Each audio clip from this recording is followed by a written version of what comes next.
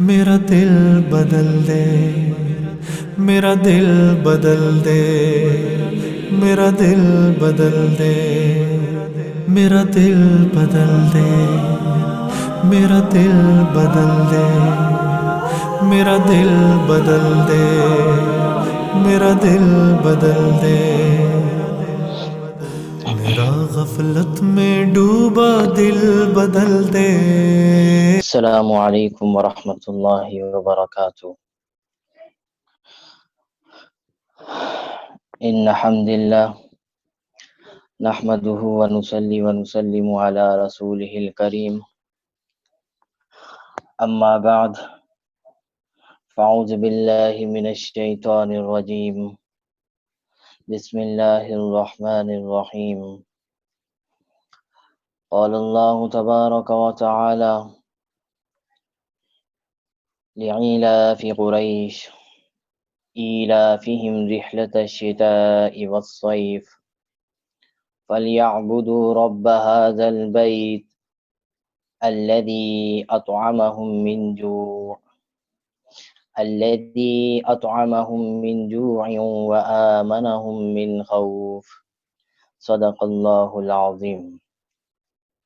وقال النبي صلى الله عليه وسلم الصوم لي، وقال النبي صلى الله عليه وسلم قال الله تعالى الصوم لي وأنا أجزي به، أو كما قال عليه الصلاة والسلام۔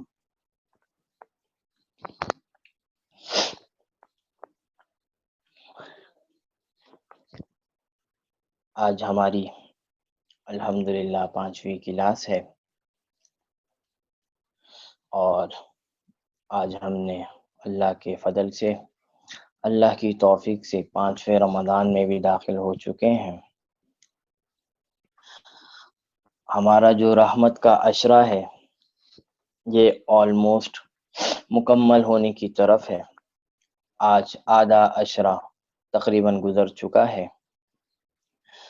تو ہم سب کو اس بات پر، اس چیز پر اپنا محاسبہ کرنا چاہیے کہ یہ جو پچھلے 3-4-5 دن گزر چکے ہیں، یہ 4-5 دن کس طرح میں نے گزارے ہیں۔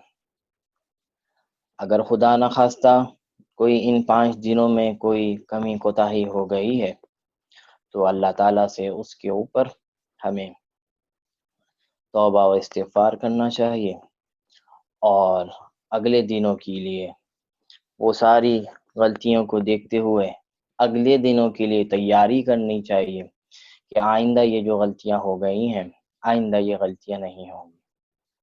اور جن لوگوں نے پچھلے دنوں کو بہت اچھے انداز میں گزارے ہیں، عبادات کے ساتھ گزارے ہیں، اس کے اوپر اللہ کا شکر ادا کرنا چاہیے کہ اللہ تعالیٰ نے مجھ سے یہ 5 دنوں میں بڑی بڑی عباداتیں کروا لی، اور آگے بھی اسی کو کنٹینیو رکھنے کی توفیق مانگنی چاہیے، اس سے آگے بڑھنے کی توفیق اور اس سے آگے بڑھنے کی کوشش کرنی چاہیے۔ دعا ہے اللہ تعالیٰ ہمارے یہ پچھلے دنوں کو، پچھلے ایام کو، پچھلے روزوں کو قبول فرما لے، اور آئندہ آنے والے جو روزے ہیں اور عبادات ہیں اس کے لیے ہمیں تیاری نصیب فرما دے، اور اس کو بھی ابھی سے ہمارے لیے قبولیت کا شرف لکھ دے، اور اس کو ہمارے لیے آسان فرما دے۔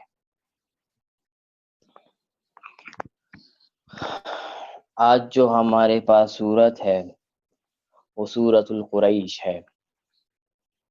اس سے پہلے سورۃ الفاتحہ اور سورۃ الفیل کے اوپر بات ہو چکی ہے۔ سورۃ القریش یہ بھی مکی صورت ہے، یعنی ہجرت سے پہلے نازل ہوئی ہے، اور اس کے اندر 4 آیات ہیں۔ سورۃ الفیل اور سورۃ القریش تقریباً یہ ایک ہی صورت ہے۔ حضرت عثمان رضی اللہ تعالی عنہ کے دور سے پہلے صحابہ کرام ان 2 صورتوں کو ایک ہی صورت شمار کیا کرتے تھے، اور یہ دونوں صورت ایک ساتھ لکھی جاتی تھی اور ایک ساتھ پڑھی ہی جاتی تھی۔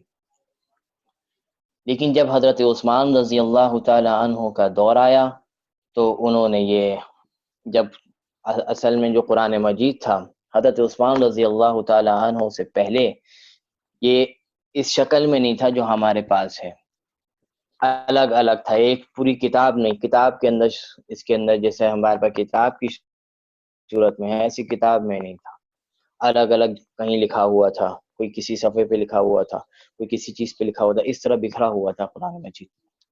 حضرت عثمان رضی اللہ تعالی عنہ کے دور میں اس قرآن مجید کو اکٹھا کیا گیا اور ایک کتابی شکل دی گئی۔ جب یہ کتابی شکل دی گئی تو حضرت عثمان رضی اللہ تعالی عنہ کے دور میں اس سورت کو، سورت الفیل کو اور سورت القریش کو الگ الگ کر دیا گیا اور دونوں کے درمیان بسم اللہ سے شروعات کی گئی۔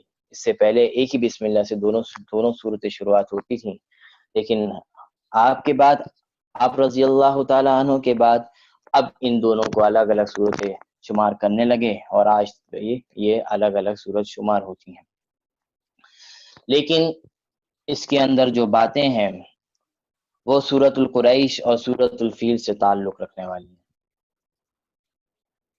سورت القریش، اس سورت کا نام قریش رکھا گیا۔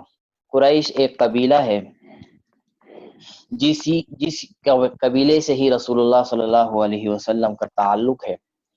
قریش کا قبیلہ سے ہی ان کے نسل میں ایک بنو ہاشم کا قبیلہ ہے اور رسول اللہ صلی اللہ علیہ وسلم بنو ہاشم سے تعلق رکھتے ہیں۔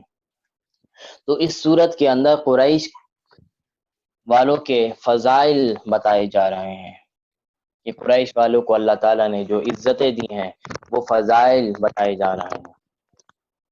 اعوذ باللہ من الشیطان الرجیم، بسم اللہ الرحمن الرحیم۔ اس سے پہلے سورت کا شان نزول معلوم ہونا ضروری ہے۔ کوئی بھی چیپٹر شروع کرنے سے پہلے اس چیپٹر کے بارے میں سمجھ لیا جائے کہ اس چیپٹر میں کیا باتیں ہونی ہیں، اس چیپٹر میں کیا باتیں ہوں گی۔ اگر وہ پہلے سمجھ لیا جائے پھر وہ چیپٹر آپ کے لیے آسان اور ایزی ہو جاتا ہے۔ تو یہ سورت القریش ایک چیپٹر ہے۔ اس چیپٹر کے بارے میں اگر معلوم ہو جائے یہ چیپٹر اللہ تعالیٰ نے کیوں نازل فرمایا، اس کے پیچھے کیا وجوہات ہیں، اس کا شان نزول کیا ہے، اگر یہ معلوم ہو جائے تو یہ سورت آپ کے لیے آسان تر آسان بن جائے، اس کا ترجمہ بھی پھر آسانی کے ساتھ سمجھ آ جائے۔ سورت القریش نازل ہونے سے پہلے جو اس کی طرف اشارہ کیا گیا ہے، اس کا شان نزول یہ ہے کہ عرب کے اندر، خانہ کعبہ کے اندر، خانہ کعبہ کے اطراف میں جو مکہ ہے، اس کے اطراف میں جو کفار رہا کرتے تھے وہ لوگوں کو بہت تکلیف دیا کرتے تھے۔ اگر کوئی شخص باہر نکلتا، کسی کام سے جاتا تو وہ کفار اس کو چھیڑتے، اس کو تکلیف دیا کرتے، اس کو پریشان کرتے۔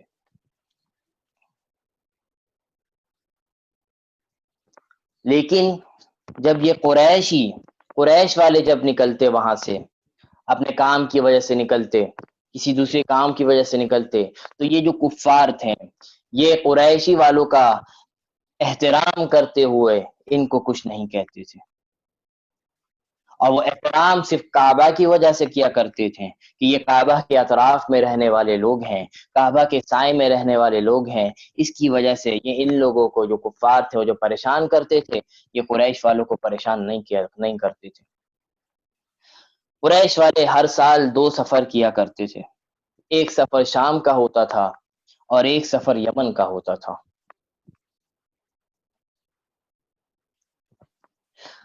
خانہ کعبہ میں اور عرب میں وہاں پہ کوئی اس طرح کی چیز نہیں تھی، ایسا کوئی باغات وغیرہ نہیں تھے، ایسے کوئی کھیت وغیرہ نہیں تھے جہاں سے لوگ پھل وغیرہ توڑ سکیں اور دوسری کھیتی باڑی کر سکیں اور جس کی وجہ سے اپنا معاش کا سامان تیار کر سکیں، ایسا نہیں تھا۔ تو اسی لیے مجبوراً ان کو اپنے معاش کے لیے، اپنی تجارت کے لیے یہ 2 سفر کرنے پڑتے تھے ہر سال۔ ایک سفر ان کا شام کا ہوتا تھا اور ایک سفر ان کا یمن کا ہوتا تھا۔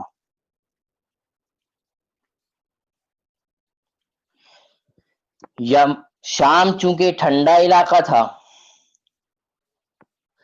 تو یہ لوگ گرمی کے اندر شام کا سفر کیا کرتے تھے. گرمی جب آتی تو یہ شام کی طرف جاتے اور وہاں سے مال و متاع جمع کرتے، وہاں تجارت کرتے، وہاں سے پھل وغیرہ سارے اکٹھا چیز کرتے اور وہ دوبارہ عرب میں لے کر آتے تاکہ ان کا جو زندگی ہے وہ آرام سے، ان کے بچے جو ہیں، ان کے بیویاں جو ہیں وہ آرام سے سفر اپنے آرام سے جو پیٹ وغیرہ ہے اچھی طریقے سے پال سکیں. لیکن جب سردی آتی تو سردی میں یہ لوگ یمن کا سفر کیا کرتے تھے کیونکہ یمن ایک گرم ملک ہے. تو جب عرب میں جب سردی ہوتی تھی تو یہ لوگ یمن جاتے تھے تاکہ وہاں سے گرمی کی چیزیں حاصل ہو سکے. گرمی کی چیزیں جو گرمی میں جو تعلق رکھیں گے گرمی کی چیز تو وہاں سے وہ لے کر آتے تاکہ وہاں پہ عرب کے لیے آسانی پیدا ہو جائے. تو خلاصہ یہ ہے کہ یہ ہر سال 2 سفر کیا کرتے تھے. گرمی کے موقع میں شام میں سفر کیا کرتے تھے اور سردی کے موقع پر یمن کا سفر کیا کرتے تھے.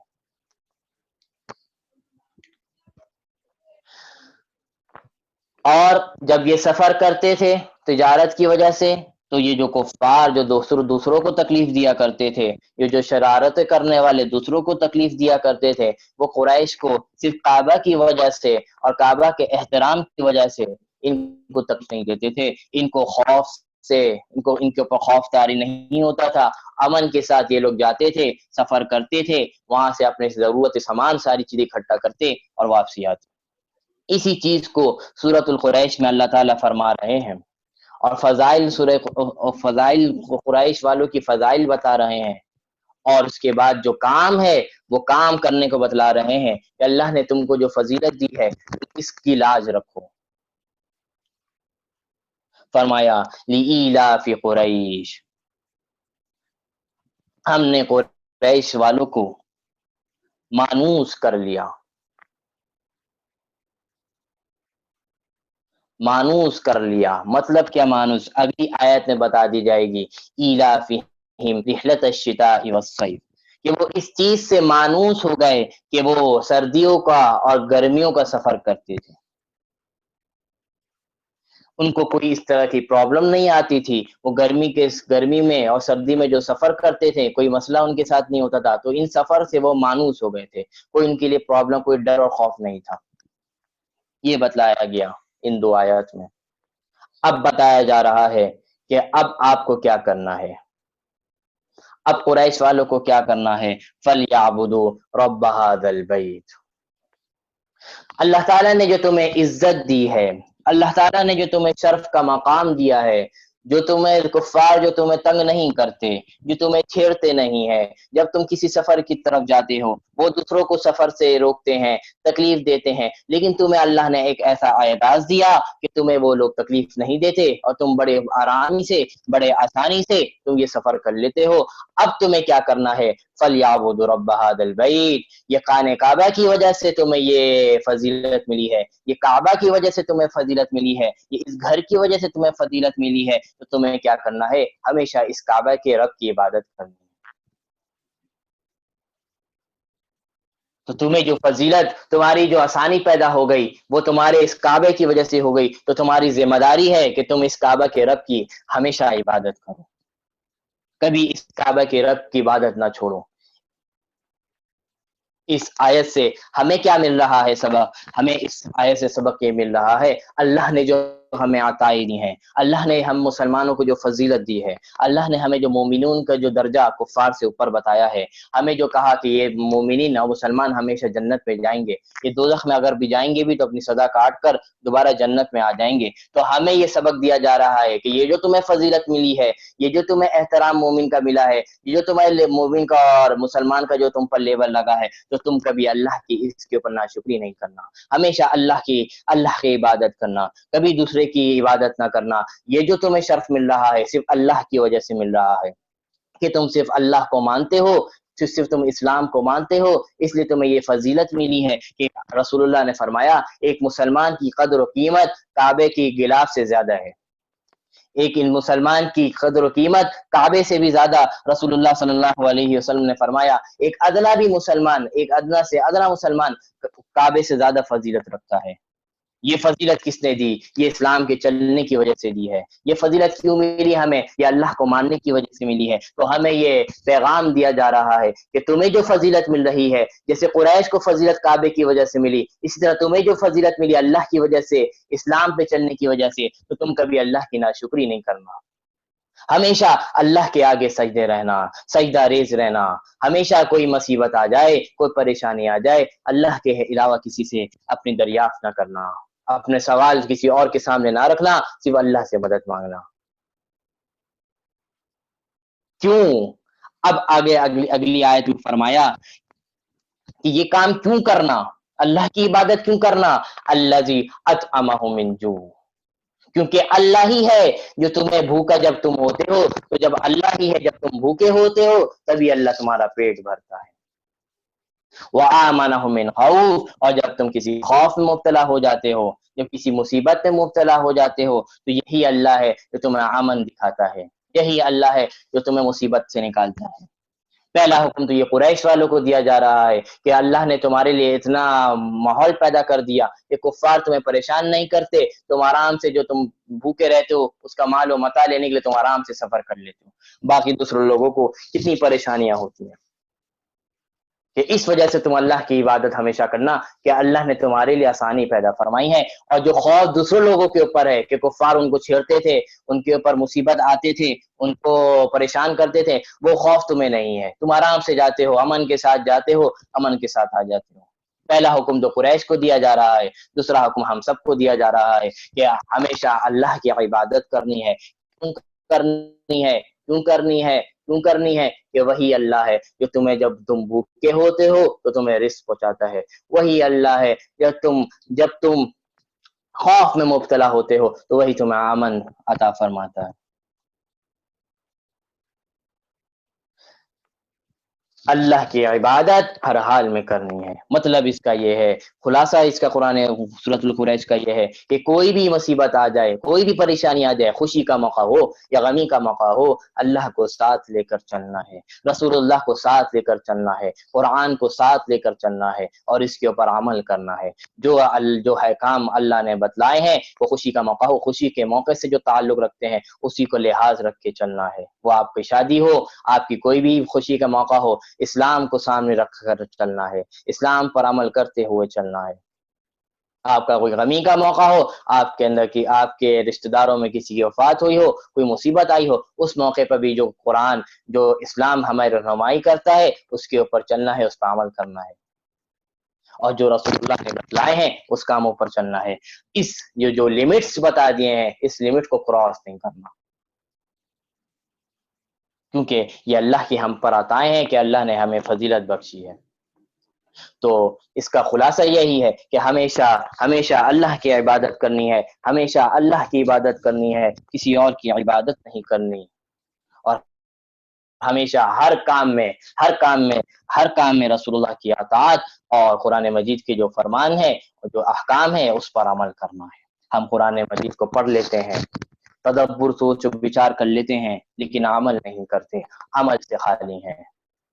تو خصوصی طور پر قرآن عمل کرنے کے لیے نازل ہوا، قرآن عمل کرنے کے لیے نازل ہوا۔ تو قرآن کو جو پڑھ رہے ہیں، جو سن رہے ہیں، جو اس کلاس میں سن رہے ہیں، احادیث سن رہے ہیں، تو وہ اس حدیث کے اوپر اصل کیا ہے اس پر عمل آ جائے، وہ چیز ہماری پریکٹیکل لائف میں آ جائے، یہی کامیابی ہے۔ ورنہ علم تو شیطان کے پاس بھی بہت تھا، لیکن شیطان کے پاس علم تو بہت تھا، لیکن جب شیطان کو حکم ملا کہ آدم کو سجدہ کرو، لیکن اس نے سجدہ نہیں کیا، تو وہ عمل کی زندگی سے خالی تھا، وہ عمل اس نے نہیں کیا، تو کیا ہوا؟ قیامت تک کے لیے مردود ہو گیا۔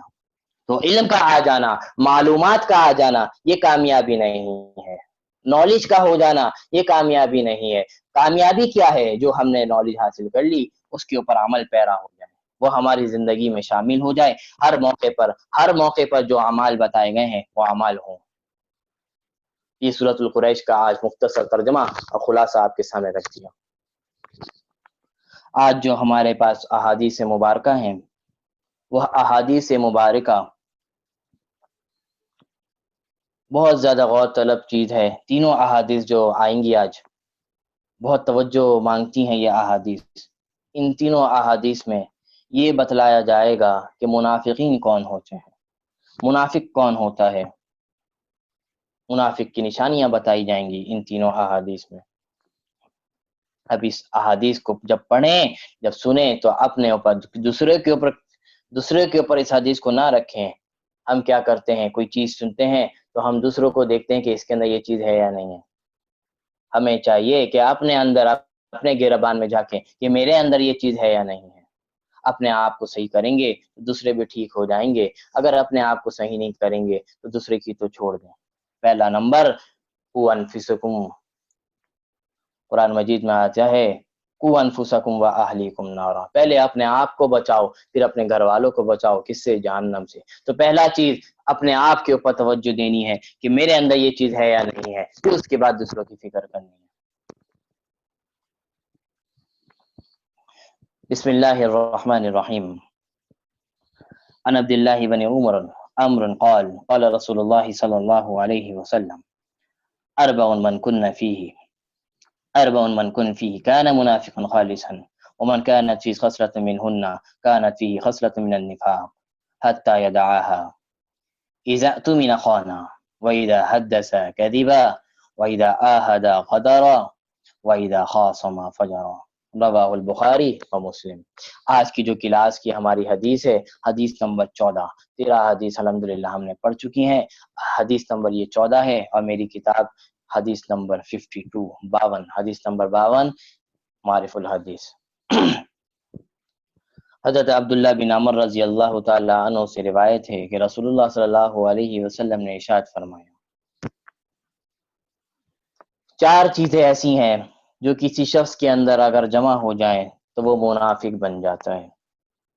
4 چیزیں ایسی ہیں جو کسی شخص کے اندر جمع ہو جائیں تو وہ پھر وہ منافق بن جاتا ہے۔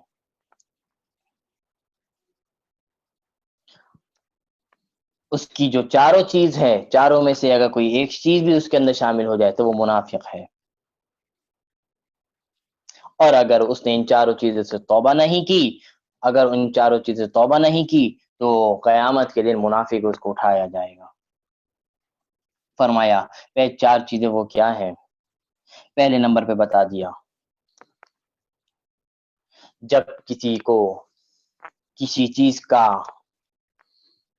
امین بنایا جائے، کسی چیز کا اس کو امانت دی جائے، کوئی چیز اس کو امانت دی جائے تو وہ اس کام میں خیانت کرے، یہ منافق کی پہلی نشانی ہے۔ آپ کو کسی نے کسی چیز کا امین بنایا ہے، آپ کو کسی جگہ کا ہیڈ بنایا ہے، آپ اس جگہ کے ہیڈ ہیں تو آپ اس جگہ کے امین ہیں۔ اگر آپ اس ہیڈ میں، آپ کسی دفتر میں ہیں، دفتر میں کام کرتے ہیں، اگر آپ اس کے بڑے ہیں تو آپ اس دفتر کے امین ہیں۔ اگر وہاں پہ آپ کوئی خیانت کرتے ہیں، دوسروں پر ظلم کرتے ہیں تو آپ اس امانت کے اندر خیانت کر رہے ہیں، اور یہ کس کی نشانی ہے؟ یہ یاد رکھنی چاہیے، یہ منافق کی نشانی ہے۔ آپ کے پاس کوئی چیز رکھوائی جاتی ہے امانت طور پر، پھر آپ اس کے اندر اس کا خیال نہیں رکھتے، اس کے اندر خیانت کرتے ہیں، تو یہ بھی آپ سمجھ لیں کہ آپ کون ہیں، آپ منافق ہیں۔ اور صرف امین صرف پیسوں کو نہیں بولتے، امانت صرف کسی چیز کو رکھوانے کو نہیں بولتے۔ حدیث میں آتا ہے المجالس بالامانہ، کہ مجالس بھی امانت ہوا کرتی ہے، مجالس بھی امانت ہوا کرتی ہے۔ رسول اللہ نے فرمایا بڑی غور طلب بات ہے، رسول اللہ نے فرمایا اگر کوئی شخص آپ کے پاس آئے اور آگے پیچھے دیکھے، اور آگے پیچھے دیکھنے کے بعد کوئی بات کہے آپ سے، تو اس کا مطلب ہے وہ آپ کو کوئی راز کی بات بتا رہا ہے، تو آپ کی ذمہ داری ہے اس راز کو افشا نہ کریں، اس راز کو دوسروں کو نہ بتلائیں۔ آج ہم کیا کرتے ہیں، کوئی یہ شخص اگر آپ کو کہتا بھی ہے کہ یہ بات نہیں بتانا تو ہم کیا کرتے ہیں، وہ بات کو لازمی دوسروں کو بتاتے ہیں۔ تو یہ آپ کیا کرتے ہیں، امانت میں خیانت کرتے ہیں۔ آج بڑی بیماری ہمارے اندر ہے کہ ہمارے پیٹوں میں کوئی بات نہیں رہتی، اسی وجہ سے پھر غیبت کا بازار گرم ہوتا ہے، چغلی کا بازار گرم ہوتا ہے، ہم ایک کی بات دوسروں کو لگاتے ہیں، اس وجہ سے پھر فساد اور جھگڑے پیدا ہوتے ہیں۔ تو باتوں کا جو بات آپ کے پاس آ رہی ہے، کسی نے آپ کو یہ کہا کہ بھائی یہ راز ہے، یہ بات کسی کو نہیں بتانا، تو یہ بھی آپ کے لیے امانت ہے۔ اگر آپ اس امانت میں آپ خیانت کریں گے تو یاد رکھیں آپ منافق ہیں۔ یہ منافق کی پہلی نشانی ہے۔ آپ کو کسی چیز کا امین بنایا جائے تو اس کے اندر اس کی امانت کا خیال رکھنا ہے۔ اگر اس کے اندر خیانت کریں گے تو بس سوچ لیں کہ اللہ نے آپ کو منافق کہا ہے، رسول اللہ نے ایسے شخص کو منافق کہا ہے۔ خصوصی اس کے اندر توجہ دینے کی ضرورت ہے۔ دوسرے نمبر پہ منافق کی جو نشانی بتائی وہ یہ ہے کہ جب بھی کوئی بات کہے تو جھوٹ بولے، جب کوئی بات کرے تو کیا کرے؟ جھوٹ بولے۔ یہ منافق کی دوسری نشانی ہے۔ اب اس کے اندر اپنے آپ کو، دوسروں کو نہیں، اپنے آپ کو دیکھنے کی ضرورت ہے کہ میں کس اسٹیج پہ کھڑی ہوں، میں کس اسٹیج پہ کھڑا ہوں۔ مجھے کوئی امانت دی جاتی ہے، مجھے کوئی راز کی بات کوئی بتاتا ہے تو میں اس کو چھپاتی ہوں یا دوسروں کو بتاتی ہوں؟ میں اس کے راز سے خیال رکھتی ہوں یا اس کو پھیلا دیتی ہوں؟ اگر ایسا کرتی ہوں تو میں خیانت کرتی ہوں اور مجھے اللہ کے نبی نے منافق کہا۔ اور اگر باتیں کرتے ہوئے ہمیشہ جھوٹ بولتی ہوں، جھوٹ سے کام لیتی ہوں، تو یہ بھی سوچ لینا چاہیے کہ اگر میں ایسا کام کرتی ہوں تو پھر اللہ کے نبی نے مجھے منافق کہا۔ اور اگر یہ دونوں کام میں نہیں کرتی تو اللہ کا شکر ادا کرنا چاہیے، اب میں ان منافق کی لسٹ میں شامل ہوں۔ دو چیز آگے اور بتائی، فرمایا جب کوئی وعدہ کرے، تیسرے نمبر پر جب کوئی شخص وعدہ کرے اور اس وعدے کو توڑ دے، جب کوئی وعدہ کرے اور اس وعدوں کی خلاف ورزی کرے، توڑ دے، تو ایسا شخص بھی منافق ہے۔ یہ منافق کی تیسری نشانی ہے۔ اب ہمیں اپنے آپ پہ غور کرنا چاہیے۔ پہلے نمبر پہ تو یہ ہے کسی سے کسی کام کا وعدہ کرنا ہی نہیں چاہیے۔ یہ بول دینا، کوئی آپ کو کسی نے کام دیا ہے، آپ اس کو بول دیں انشاءاللہ میں کوشش کروں گا یہ کام کرنے کی، وعدہ نہیں کریں۔ اگر خدا نہ خواستہ وعدہ، اگر آپ نے جان بوجھ کے وعدہ توڑا ہے تو اس صورت کے اندر آپ منافق کی لسٹ میں شامل ہو جائیں گے۔ اور اگر آپ نے جان بوجھ کے وعدہ نہیں توڑا، آپ نے پوری کوشش کی اس کام کرنے کی لیکن پھر بھی نہیں ہوا، تو آپ اس لسٹ میں تو شامل نہیں ہوں گے، لیکن جو آپ نے جو وعدہ جو ٹوٹ گیا اس کا گناہ آپ کو ملے گا۔ اس لیے ہے کہ وعدہ آپ کریں ہی نہیں کسی سے۔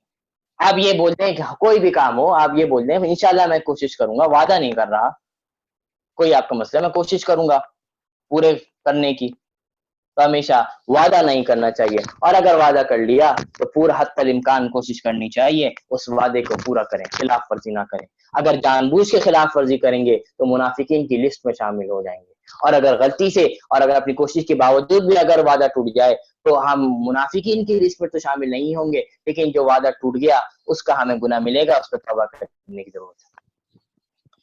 چوتھے نمبر پر فرمایا منافق کی چوتھی نشانی وہ ہے جو ہر بات میں جھگڑا کرے اور بد زبانی کرے۔ چھوٹی مسئلے ہو اور وہ جھگڑے کا سر بازار گرم کر دے، کوئی بھی مسئلہ ہو، کوئی بھی چھوٹی سی بات ہو، گالم گلوچ شروع کر دے، بد زبانی شروع کر دے، اخلاق کے درجے سے نیچے آ جائے، تو ایسا شخص چوتھا ایسا شخص ہے جو منافقین کی لسٹ میں شامل ہے۔ اب اپنے آپ کو دیکھنا چاہیے کہ میں کیا کرتی ہوں، میں کس اسٹیج پر ہوں۔ کیا میں امانت میں خیانت کرتی ہوں؟ کیا میں جب بھی بات کرتی ہوں یا کرتا ہوں تو میں جھوٹ بولتی ہوں یا جھوٹ بولتا ہوں؟ یا جب میں کسی سے جب وعدہ کرتا ہوں تو اس میں کیا میں وعدے کی خلاف ورزی کرتی ہوں؟ اور جب میں کسی مسئلے پہ اگر اختلاف ہو جاتا ہے تو اس میں لڑائی جھگڑا شروع کر دیتی ہوں یا اس بات کو ختم کرنے کی کوشش کرتی ہوں کسی طرح، یا بد زبانی شروع کر دیتی ہوں یا اس بات کو رفع دفع کرنے کی کوشش کرتی ہوں، اس کو نظر انداز کرتی ہوں۔ اگر یہ چار چیزیں کسی کے اندر آ رہی ہیں تو سمجھ لے وہ منافقین کی لسٹ میں شامل ہو گیا ہے۔ اور اگر کسی میں الحمدللہ اللہ کا احسان اگر کسی کے اندر نہیں ہے تو اس کے اوپر شکر ادا کرے کہ اللہ نے، اور آئندہ بھی اس چیز کے اوپر چلنے کی کوشش کرے، ان چیزوں سے بچنے کی کوشش کرے۔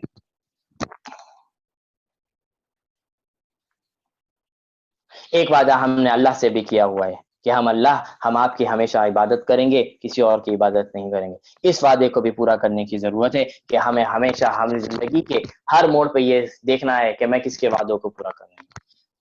تو آج پہلی حدیث جو تھی منافقین سے متعلق یہ مکمل ہوگی۔ دوسری حدیث بسم اللہ الرحمن الرحیم، عن ابی ہریرہ رضی اللہ تعالی عنہ قال قال رسول اللہ صلی اللہ علیہ وسلم من مات ولم يغزو ولم يحدث به نفسه مات على شعبة من النفاق رواہ المسلم۔ آج ہماری حدیث نمبر 14 اور کتاب کی حدیث نمبر 53۔ 53 حضرت ابو ہریرہ رضی اللہ تعالیٰ عنہ ارشاد فرماتے ہیں کہ رسول اللہ صلی اللہ علیہ وسلم نے ارشاد فرمایا زندگی میں اگر کسی شخص نے کبھی جہاد نہ کیا، اس جہاد کا موقع آیا، اس نے پھر بھی وہ جہاد میں شامل نہیں ہوا، یا جہاد کا موقع اس کو زندگی میں نہیں ملا، لیکن اس کی چاہت یہ تھی کہ جب بھی مجھے موقع ملے گا جہاد کا، اللہ کے سامنے لڑنے کا، اللہ کے کفار کو، اللہ کے دشمنوں سے لڑنے کا، تو میں ضرور شامل ہوں گا، میں ضرور جاؤں گا۔ تو رسول اللہ نے فرمایا کہ زندگی میں اگر کسی نے جہاد نہیں کیا جان بوجھ کے، اور اگر کبھی زندگی میں اس کے دل میں یہ خیال بھی نہیں آیا کہ اگر مجھے جہاد کا موقع ملے تو میں جہاد کروں گا، اور اس نے کبھی اس چیز کی تمنا بھی نہیں کی کہ مجھے جہاد کرنا ہے، تو رسول اللہ نے فرمایا ایسا شخص منافق ہو کے مرتا ہے، ایسا شخص نفاق کے ایک صفت پہ مرتا ہے۔ تو کتنی بڑی حدیث ہے کہ جہاد اتنا بڑا عمل ہے، اگر کوئی شخص اس جہاد میں شامل نہیں ہوتا، جہاد کا اعلان ہو گیا اور جہاد میں شامل نہیں ہوگا، یا جہاد کا موقع تو نہیں ملا لیکن اس کی تمنا تھی کہ جب بھی جہاد میں آئے گا تو میں جہاد کروں گا، تو انشاءاللہ وہ مسلمان ہو کے مرے گا، مسلمان ہو کے مرے گا، اور خدا نخواستہ معاملہ اس سے برعکس ہو، وہ جہاد سے بھاگنے والا ہو اور اس کے دل میں کبھی جہاد کی بات نہ آئے، جہاد کو وہ دہشت گردی سے تعبیر کرے، جہاد کو وہ غلط چیزوں کی طرح تعبیر کرے، جہاد کو وہ لڑائی جھگڑوں سے تعبیر کرے، اللہ کے حکم کو وہ غلط چیزوں پہ فٹ کرے، اگر ایسا کوئی شخص ہے اور اگر کبھی تمنا بھی نہ کرے کہ مجھے جہاد نہیں کرنا، تو ایسے شخص کے بارے میں رسول اللہ فرما رہے ہیں وہ شخص منافق ہو کے مرتا ہے، وہ نفاق کے ایک صفت میں مرتا ہے۔ تو اس سے جہاد کی بڑی فضیلت عطا فرما دی۔ اگر خدا نخواستہ ہمارے دل میں ایسا کوئی ہے تو ہمیں ابھی سے یہ چیز نکال دینی چاہیے اور ابھی سے یہ تمنا کرنی چاہیے، جب اللہ مجھے موقع دے گا، جب اللہ مجھے اس کام کے لیے موقع دے گا تو ہم انشاءاللہ پہلی صف میں نظر آئیں گے، یہ تمنا ہونی چاہیے، کم از کم تمنا بھی اگر ہو گئی تو انشاءاللہ ہمارا کامیاب رہیں گے۔ آج کی تیسری حدیث، بسم اللہ الرحمن الرحیم، حدیث نمبر 15، اور میری کلاس کی حدیث نمبر 15 اور کتاب کی حدیث نمبر 54 عن انس رضی اللہ تعالی عنہ قال قال رسول اللہ صلی اللہ علیہ وسلم تلك الصلاة منافقین یجلس یرکب الشمس حتى اذا صفرت وكانت بين قرن الشیطان قام فنقرا اربعا لا يذكر الله فيها الا قليلا۔ حضرت انس رضی اللہ رواہ یہ مسلم بھی، یہ روایت بھی مسلم کی روایت ہے۔ حضرت انس رضی اللہ تعالی عنہ ارشاد فرماتے ہیں رسول اللہ صلی اللہ علیہ وسلم نے فرمایا کہ یہ تو منافقین کی نماز ہے۔ یہاں پہ بتلایا جا رہا ہے کہ منافقین کی نماز کیسی ہوتی ہے۔ فرمایا کہ منافقین نماز ایسے پڑھتے ہیں، عصر کا وقت ہے، وہ بیٹھے ہوئے ہیں، نماز نہیں پڑھے، انہوں نے دیکھا سورج بالکل غروب ہو رہا ہے، ڈوب رہا ہے، تو فوراً سے آتے ہیں، 4 سجدے دھڑ دھڑ دھڑ دھڑ، چونچ مرغے کی طرح، چونچ کی طرح، جیسے مرغا اپنے دانہ کھاتا ہے، اسی طرح دھڑ دھڑ 4 سجدے کرتے ہیں اور وہ کر لیتے ہیں، اور اس کے اندر اللہ کا ذکر بھی کم کرتے ہیں۔ تو رسول اللہ نے فرمایا ایسی نماز منافقین کی نماز ہے۔ ہمیں غور کرنا چاہیے ہم نماز کیسے پڑھتے ہیں، ہم نماز کب پڑھتے ہیں۔ ہم بالکل نماز کا جب وقت نکل رہا ہوتا ہے اس موقع پر 4 سجدے کر لیتے ہیں دھڑ دھڑ کر کے، تو ہم کیا سمجھتے ہیں کہ ہماری نماز ہو گئی۔ نماز کے بارے میں تمام فرمائے، اس میں فرمایا کہ وہ ایسا شخص جو بیٹھا رہتا ہے، نماز کی توفیق نہیں ملتی، جب دیکھتا ہے ٹائم بالکل آخری پہ ہے فوراً اٹھتا ہے، 4 سجدے دھڑ دھڑ کرتا ہے، 5 سجدے دھڑ دھڑ کرتا ہے اور نماز پڑھ لیتا ہے۔ تو رسول اللہ نے فرمایا ایسی نماز منافقین کی نماز ہے۔ مسلمان نماز ایسے نہیں پڑھتا، مسلمان تو اہتمام کے ساتھ نماز پڑھتا ہے، وہ نماز کا انتظار کرتا ہے کہ جیسے ہی وقت داخل ہو میں فوراً نماز پڑھ لوں۔ یہ مسلمان کی نماز تو ایسی ہوتی ہے۔ اور جو لوگ اس طرح نماز پڑھتے ہیں سستی کے ساتھ، کوتاہیوں کے ساتھ، تو ایسے شخص کے بارے میں رسول اللہ فرما رہے ہیں یہ تو منافقین کی نماز ہے۔ تو اس طرح نماز پڑھنے سے ہمیں اپنے آپ کو بچانا چاہیے۔ 2 چیز الحمدللہ آج ہماری ہو گئی، سورۃ القریش اور احادیث مبارکہ۔ آج جو ہمارے پاس کچھ فقہی مسائل ہیں، کل جو مسائل بتائے گئے تھے عورتوں سے متعلق، انشاءاللہ امید ہے آپ کو یاد بھی ہوں گے۔ کل ایک اس کے بعد جب یہ مسئلہ بتایا گیا تو ایک مسئلہ پوچھا گیا، ایک بات پوچھی گئی کسی خاتون کی طرف سے، اور بہت اچھی بات تھی، بہت اچھی طرف انہوں نے توجہ دلوائی، کہ وہ پوچھ رہی تھی کہ جو خواتین ان ایام جو ایام ان کے آتے ہیں ان کے اوپر روزے وغیرہ تو نہیں ہے، نماز وغیرہ تو ان کے اوپر نہیں ہے، تو وہ خواتین یہ سمجھ کے بیٹھ جاتی ہیں کہ اب ان کو کچھ نہیں کرنا، وہ بالکل ریلیکس ہو جاتی ہیں، وہ سوچتی ہیں تو ایسا لگتا ہے آرام سے وہ گزار رہی ہوتی ہیں، ان کے لیے کوئی ایسے معاملہ نہیں ہوتا. تو یہ وقت بھی ریلیکسیشن حاصل کرنے کا نہیں ہے، بلکہ اس وقت بھی کیا کرنا ہے. تو پوچھنے کا مقصد یہ تھا کہ اس موقع پر ہمیں نماز تو پڑھنی نہیں ہے، روزے تو رکھنے نہیں ہے، تو پھر کیا کریں. تو جب ایسے کوئی سچویشن ہو، جب حیض و نفاس آئے یا کوئی ایسا موقع ہو جب آپ نے روزے نہیں رکھے ہیں یا آپ کے اوپر نماز نہیں ہے، تو آپ قرآن مجید کی تلاوت کے علاوہ سب کچھ کر سکتی ہیں. آپ روزے نہیں رکھیں گی، آپ نماز نہیں پڑھیں گی اور قرآن مجید نہیں پڑھیں گی، یہ تین چیزیں آپ اس کام میں نہیں کریں گی. اس کے علاوہ آپ تمام چیزیں کر سکتی ہیں، تمام اذکار آپ کر سکتی ہیں، تمام جتنے بھی اذکار ہیں، مصنوع اذکار ہیں، درود شریف ہو گیا، پہلا کلمہ، 6 کلمے، جتنے بھی لا الہ الا انت سبحانک انی کنت من الظالمین، جتنے بھی اذکار ہیں، یہ سارے اذکار آپ گزار سکتے ان اذکار میں گزاریں. اس کے علاوہ اور بھی بہت سے نیک کام ہیں، خیرات کرنا، صدقات کرنا، یہ سارے کام کریں. ریلیکس ہو کے نہیں بیٹھنا. جب ایسا موقع ہو تو اس موقع پہ بھی اپنے آپ کو ایسا ہی رکھنا ہے کہ یار لوگ آپ کو روزے دار سمجھیں. ایسا نہیں پیش کرنا کہ آج میں نے روزہ نہیں رکھا ہوا، یہ روزے کا احترام ہے. اور سارے ذکر و اذکار آپ اس میں آپ کر سکتی ہیں، صرف قرآن مجید کی تلاوت نہیں پڑھ سکتی، نہیں کر سکتی. اور اس کے علاوہ جتنے بھی اذکار ہیں وہ آپ اذکار کریں، تسبیح لے کے بیٹھ جائیں، تسبیح پہ پڑھیں، آپ جو پڑھنا چاہیں، اس کی کوئی رکاوٹ نہیں ہے، سب کر سکتے ہیں. اور تسبیح وغیرہ کرنے کے لیے وضو کرنا بھی ضروری نہیں ہے، وضو کے بغیر بھی کیا جا سکتا ہے یہ ساری چیزیں، وضو بھی شرط نہیں. تو یہ تھوڑا سا مسئلہ تھا جو کل رہ گیا تھا، آج جو بتلا دیا. آج جو ہمارے پاس نئے مسائل ہیں وہ یہ ہیں. ایک بہت سے لوگوں کی عادت ہوتی ہے کہ رات میں بہت زیادہ پان کھانے کے، لوگوں کی بہت زیادہ، جو ہماری بڑی خواتین ہوتی ہیں، بڑے حضرات ہوتے ہیں، مرد حضرات ہوتے ہیں، ان کو پان وغیرہ کھانے کی بہت زیادہ عادت ہو جاتی ہے.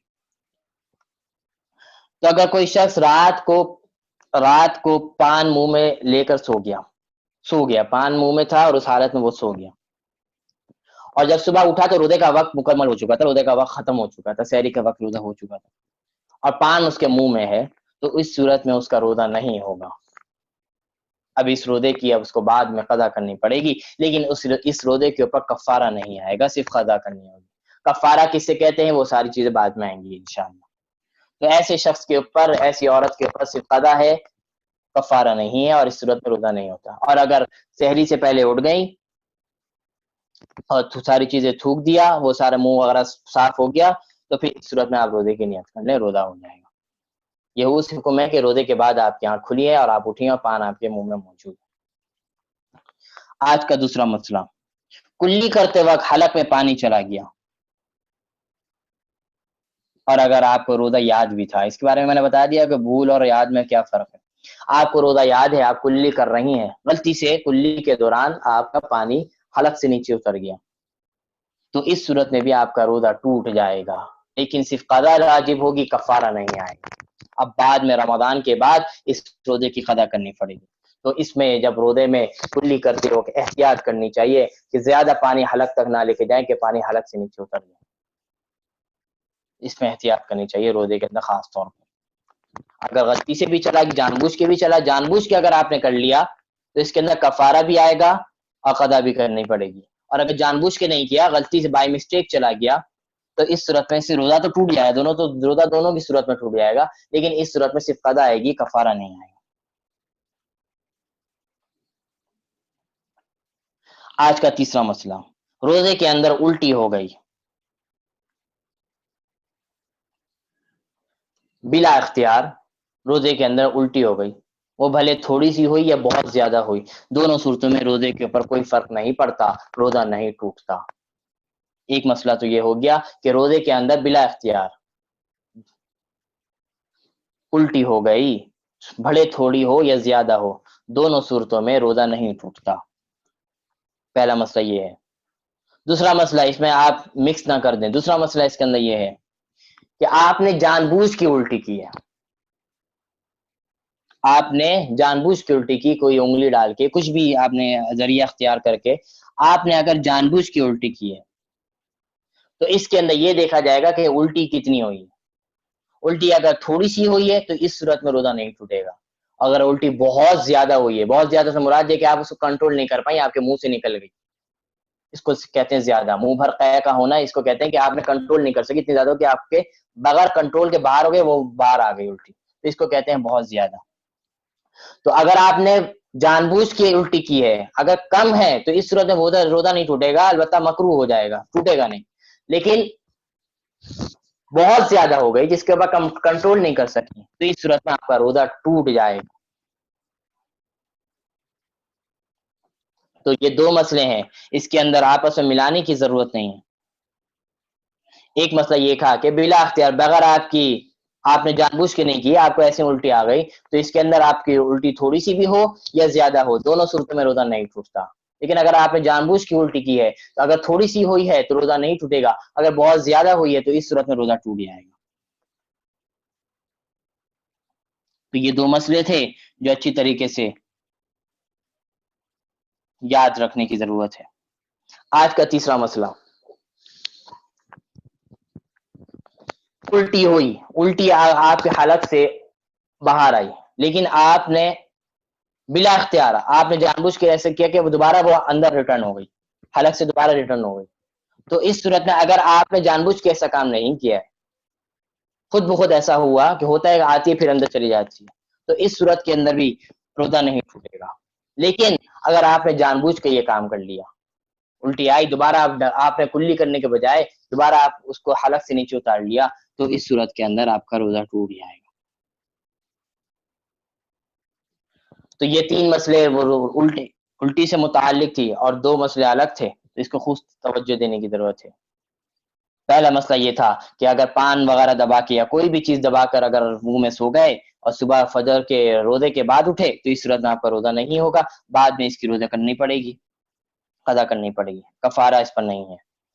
تیسری چیز، غلطی وضو کرنے کے دوران اگر غلطی سے پانی حلق سے نیچے اتر گیا، غلطی سے ہو یا جان بوجھ کے ہو، دونوں صورتوں میں آپ کا روزہ ٹوٹ جائے گا۔ تیسرا مسئلہ الٹی سے متعلق ہے کہ اگر آپ کو خود بخود الٹی آئی ہے، بھلے وہ تھوڑی سی ہو یا زیادہ ہو، دونوں صورتوں میں روزہ نہیں ٹوٹتا۔ اور اگر آپ نے جان بوجھ کے الٹی کی ہے تو اس کے اندر یہ دیکھا جائے گا، اگر کم ہے تو روزہ نہیں ٹوٹے گا، اور اگر زیادہ ہے تو اس صورت میں روزہ ٹوٹ جائے گا۔ اور زیادہ کی مقدار میں نے بتا دی جس کے اوپر آپ کنٹرول نہ کر سکیں، اس کو کہتے ہیں زیادہ۔ اور تیسری چیز کہ الٹی آئی، تھوڑی سی آئی، اور آپ جان بوجھ کے نہیں بلکہ خود بخود دوبارہ وہ ریٹرن ہو گئی حلق میں، تو اس صورت میں تو روزہ نہیں ٹوٹے گا۔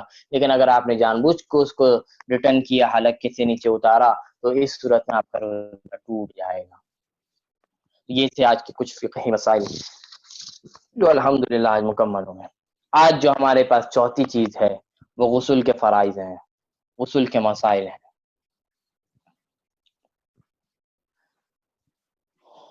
وضو کے اندر میں نے آپ کو بتلائے تھے کہ 4 فرض، وضو کے اندر 4 فرض ہیں، 4 سنت ہیں، وہ ساری ڈیٹیل تفصیلاً آپ کو بتا دیا گیا۔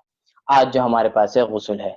سب سے پہلے تو یہ دیکھنا ہے کہ غسل واجب کب ہوتا ہے۔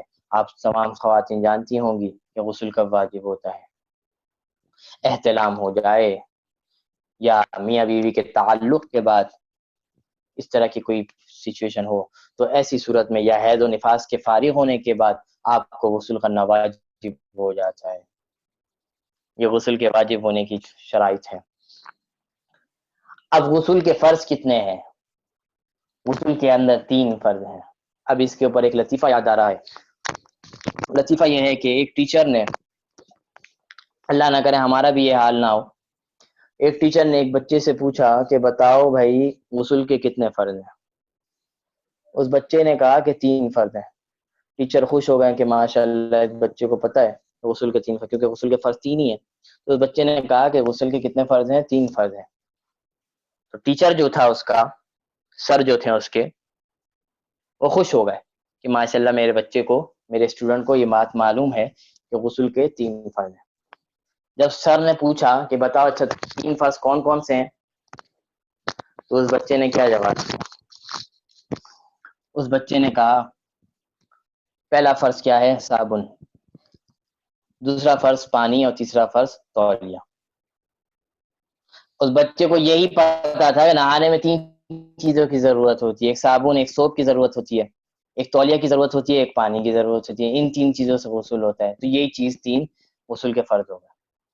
اللہ نہ کرے ہمیں بھی اگر ہمیں یہی لگتا ہے کہ 3 فرض ہیں تو سیکھنے کی ضرورت ہے کہ غسل کے 3 فرض ہیں۔ یہ تو ایک مذاقتاً طور پہ میں نے آپ کو سنا دیا تاکہ یہ ایک طریقے سے پھیکا پھیکا نہ رہے یہ درس۔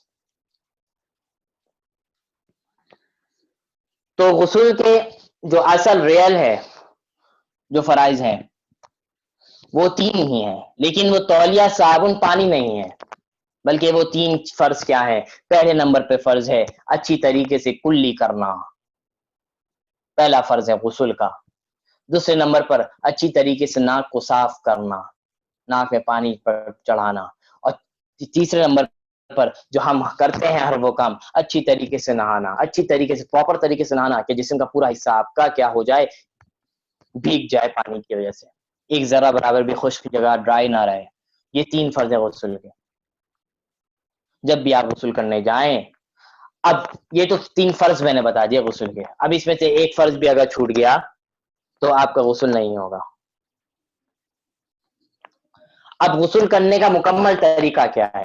غسل کرنے کا مکمل طریقہ یہ ہے کہ جب آپ غسل کرنے جائیں تو کوشش کریں کہ آپ کا جو سطر ہے وہ غسل کی حالت میں بھی آپ کو چھپا ہوا ہو، سطر کا حصہ ہے۔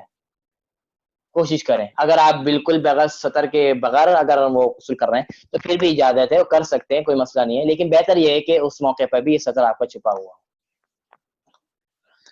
پہلے نمبر پہ کیا کرنا ہے؟ اگر جہاں پہ جسم میں اگر کہیں پہ آپ کی نجاست وغیرہ لگی ہوئی ہے جو آپ کو نظر آ رہی ہے تو سب سے پہلے تو اس نجاست کو، اس گندگی کو صاف کریں اچھی طریقے سے۔ اس کے بعد آپ کے لیے بہتر طریقہ یہ ہے کہ آپ پہلے وضو کر لیں، کیونکہ جب وضو کریں گے تو اس کے اندر کلی اور ناک پانی بھی ڈال دیں ہو جائے گا، اس سے غسل کا جو فرض ہے وہ بھی پورا ہو جائے گا۔ بہتر تو یہ ہے کہ آپ پہلے وضو کر لیں، کہ وضو کرنے کے بعد آپ نہائیں، اور نہانے کے اندر بھی احتیاط ہونی چاہیے کہ بیٹھ کے نہانا چاہیے، کھڑے ہونے کے اندر نہانے میں بے پردگی ہے۔ اگر کوئی کھڑے ہو کے بھی نہا رہا ہے تو اس کو کوئی غلط کام نہیں کر رہا، غلط تو کر رہا ہے لیکن اس کو روک ٹوک نہیں کر سکتے کہ یار تم بہت غلط کام کر رہے ہو۔ اگر کوئی کھڑے ہو کے بھی نہا رہا ہے تو نہا سکتا ہے، کوئی مسئلہ نہیں ہے، لیکن اگر بہتر طریقہ یہ ہے کہ بیٹھ کے نہایا جائے تاکہ اس کی جو سطر ہے، اس کا جو پردہ ہے اس کے اندر زیادہ ہے تو بیٹھ کے نہانا چاہیے۔ کوئی کھڑے ہو کے نہا رہا ہے تو کوئی مسئلے کی بات نہیں، نہا سکتا ہے، غسل کر سکتا ہے۔ تو پہلے نمبر پر کیا کرنا ہے؟ اس جگہ کو صاف کرنا ہے جہاں پہ آپ کو نجاست لگی ہوئی نظر آ رہی ہے، یا آپ کو پتا ہے کہ یہاں پہ میری نجاست ہے، تو اس جگہ کو صاف کرنا ہے اچھی طریقے سے۔ دوسرے نمبر پہ بہتر یہ ہے کہ وضو کر لیا جائے، پھر اس کے بعد آپ جس طرح نہاتی ہیں پراپر طریقے سے، جو نہاتا ہے اس طرح نہائیں۔ یہ ہے غسل کا طریقہ مکمل۔ اور اس غسل نہاتے وقت بھی کلی اور ناک کے پانی ڈال لیا جائے تاکہ اس غسل کے ساتھ بھی وہ فرض بھی پورے ہو جائیں۔ روزے کے اندر یہ احتیاط ہے کہ جب آپ کلی کریں گی تو غسل کے اندر غرارہ نہ کریں۔ ویسے تو عام حالات میں غسل کے اندر جب کلی کرنا ہے تو اس کے اندر غرارہ بھی کرنا ہے تاکہ حلق تک اچھے طریقے سے پانی پہنچ جائے، لیکن جب آپ کا روزہ ہو تو آپ غرارہ نہیں کریں گی، کیونکہ خدا نہ خواستہ پانی اگر حلق سے نیچے اتر گیا تو روزہ ٹوٹ سکتا ہے۔ تو صرف کلی کریں گی اور ناک میں بھی زیادہ پانی نہیں چڑھائیں گے کہ تاکہ پانی اوپر چڑھ جائے اور وضو حلق تک پہنچ جائے، ایسا نہیں ہونا ہے۔ تو وضو روزے کے اندر اس کا خیال رکھنا ہے کہ کلی تک حلق تک پانی نہیں پہنچانا اور ناک میں بھی زیادہ اوپر تک پانی نہیں چڑھانا، اور اچھی طریقے سے نہانا۔ یہ تو ہوگا غسل کے 3 فرض، اور کچھ سنتیں بتا دیں۔ سنتیں یہی تھیں کہ پہلے شروع میں وضو کر لینا، اور بیٹھ کے نہانا، اور سطر کو ڈھانپ کے نہانا، یہ ساری چیزیں کیا ہے؟ سنتیں ہیں۔ اور فرض کیا ہے؟ کلی کرنا، ناک میں پانی ڈالنا، اور اچھی طریقے سے پراپر طریقے سے نہانا، یہ غسل کا فرض ہے۔ خواتین کے جیسے کہ بال بڑے ہوتے ہیں تو اچھی طریقے سے جڑوں تک پانی پہنچانا، یہ غسل کا فرض ہے۔ اچھی طریقے سے پورے بال کو بھگا لینا، اس کی جڑوں تک پانی پہنچانا یہ ضروری ہے اچھی طریقے سے۔ اسی طرح اگر خواتین کوئی انگوٹھی وغیرہ پہنی ہوئی ہیں یا کوئی دوسرے بندے وغیرہ، یہ ساری چیزیں، تو وہاں تک اچھی طریقے سے اس کو اچھی طریقے سے صاف کرنا مسلنا، تاکہ اس کے نیچے تک ہر جگہ پانی پہنچ جائے۔ یہ تو تھے غسل کے فرض۔ اگر کوئی بھی فرض اس میں سے اگر چھوٹ گیا تو آپ کا غسل نہیں ہوا، جب غسل نہیں ہوا تو آپ کی کوئی عبادت نہیں ہو سکے گی۔ تو خصوصی اس طور پہ خیال کریں. آپ نے نہا لیا، نہانے کے بعد آپ کو یاد آیا کہ یار میں نے کلی نہیں کی، یا میں نے پانی نہیں ڈالا، ناک میں پانی نہیں ڈالا، جو فرض تھا نہیں کیا، تو آپ کو دوبارہ نہانے کی ضرورت نہیں ہے، بلکہ آپ صرف کلی کر لیں اور ناک میں پانی ڈال لیں، آپ کا غسل ہو جائے گا. اور غسل ٹوٹتا کب ہے وہ میں نے ابتدا میں بتا دیا. غسل کا احتلام ہو جائے، میاں بیوی کا تعلق ہو جائے، حیض و نفاس آ جائے، تو اس صورت میں غسل ٹوٹ جاتا ہے. اب دوبارہ آپ کو غسل کرنے کی ضرورت ہے. بغیر غسل کے پھر آپ کی کوئی نماز وغیرہ نہیں ہے. تو یہ آج کے جو 4 ٹاپکس تھے وہ الحمدللہ مکمل ہو گئے. 5واں ٹاپک بھی تھا ایمان مجمل اور ایمان مفصل. یہ تھوڑی تفصیلی بات ہے اس کے اندر، تو آج نہیں ہو سکے گا. ٹائم ہمارا جو وقت ہمارا مکمل ہو چکا ہے تقریباً، تو اس کو یہیں پہ اکتفا کرتے ہیں. وہ چیز انشاءاللہ کل اس کے اوپر بات کر لیں گے. دعا کیجیے جو آج سیکھ لیا، جو پڑھ لیا، اللہ تعالیٰ اس کو ہمارے عمل میں لا دے، ہمارے عمل میں لا دے، اور ہمیں اس پڑھنے کو اور میرے پڑھانے کو یا اللہ قبول فرما لے. 2 چیز اصل ہوتی ہے، ایک تو وہ چیز ہمارے عمل میں آ جائے، اور وہ عمل میں آنے کے بعد وہ قبول ہو جائے، تو انشاءاللہ ہم کامیاب ترین انسان ہیں. اسی پہ اکتفا کرتے ہیں. آج 5واں روزہ الحمدللہ ہم نے رکھا ہے، تو خود محاسبہ کریں کہ ہم نے یہ پچھلے دن کیسے گزارے ہیں، اور اگلے دنوں کو اچھے سے اچھے گزارنے کی تیاری کریں. جو کمی کوتاہیاں ہو گئی اس میں معافی مانگے، اور آئندہ ان کمی کوتاہیوں سے بچنے کی توفیق اللہ سے مانگے اور اس کی کوشش کریں. وآخر دعوانا ان الحمدللہ رب العالمین. الحمدللہ رب العالمین والعاقبۃ للمتقین. اللهم صل على محمد وعلى ال محمد كما صليت على ابراهيم وعلى آل إبراهيم إنك حميد مجيد. اللهم بارك على محمد وعلى آل محمد كما باركت على إبراهيم وعلى آل إبراهيم إنك حميد مجيد. ربنا آتنا في الدنيا حسنة وفي الآخرة حسنة وقنا عذاب النار. ربنا ظلمنا أنفسنا وإن لم تغفر لنا وترحمنا لنكونن من الخاسرين. ربنا ولا تحملنا ما لا طاقة لنا به واعف عنا واغفر لنا وارحمنا أنت مولانا فانصرنا على القوم الكافرين. رب اشرح لي صدري ويسر لي امری واحلل عقدۃ من لسانی یفقهوا قولی. یا اللہ یا اللہ یا اللہ، جو ہم پڑھ رہے ہیں یا اللہ اس کو ہمارے عمل میں لا دے. یا اللہ ہم جو سیکھ رہے ہیں یا اللہ اس کو ہمارے پریکٹیکل لائف میں لا دے، ہماری عملی زندگی میں اس کو شامل فرما دے یا اللہ. اور اس پڑھنے کو پڑھانے کو یا اللہ قبول فرما لے یا اللہ. اصل قبولیت ہے، اگر قبولیت نہ ہوئی تو یہ ہم ناکام ہو جائیں گے. یا اللہ اس کو قبول فرما لے یا اللہ اس کو قبول فرما لے یا اللہ. اس رمضان کو ہمارے لیے نجات کا سبب بنا دے.